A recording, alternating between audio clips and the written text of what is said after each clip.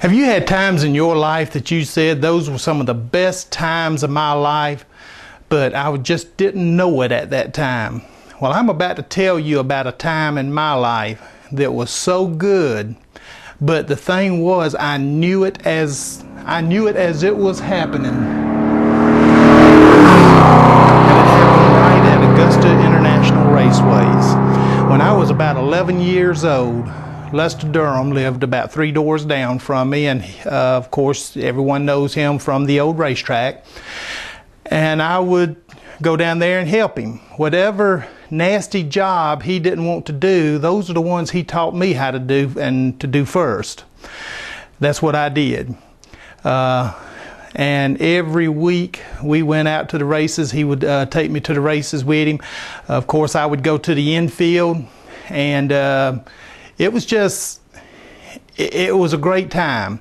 When I would go to the infield, I would jump the fence, go out into the pits. There was a little white-headed man that walked up and down pit road and run people out. That man probably knew me. He dreams of me still, I bet, because he throwed me out the pit so many times. When I took and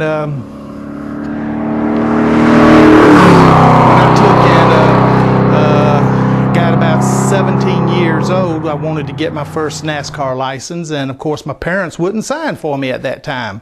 So Lester names me Kenneth Durham that year, and he signs as my father. About halfway through the season, he's telling me one day about his things that he has gotten, his rule book, his decal, a little lapel pin. I mean, they'd give him all kinds of stuff, have not given me anything. And he's telling me all this, and I said, well, Lester, I didn't get nothing. So when we get out to the racetrack, he tells the NASCAR man,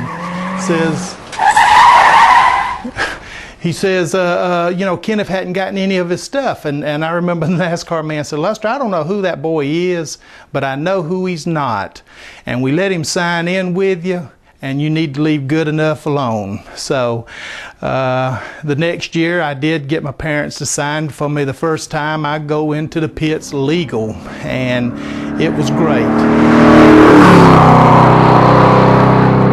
And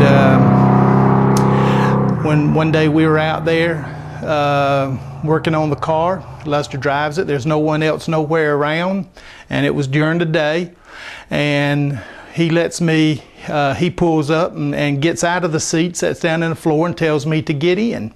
I get in, and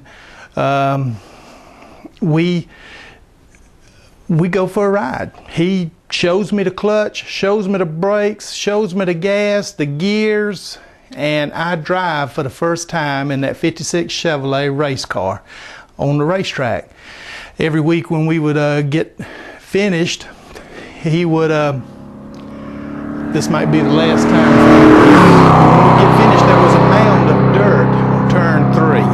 And all the people would back up to that mound of dirt with their trailers to be able to load their cars on their trailers. And wherever we were pitting, I would get in the car and drive it around to turn 3 to load on the trailer. And that was special. For a 14-year-old kid, that was very special. Everything about those years was special, and I knew it. I remember looking at that car, and it was almost as if it had a life of its own. And I knew how special that was. And I'm very thankful, even though it's not here, we'll never be here again. I'm very thankful to have been a part of it, to have lived it, for it to have been part of my dream. And I thank you for listening.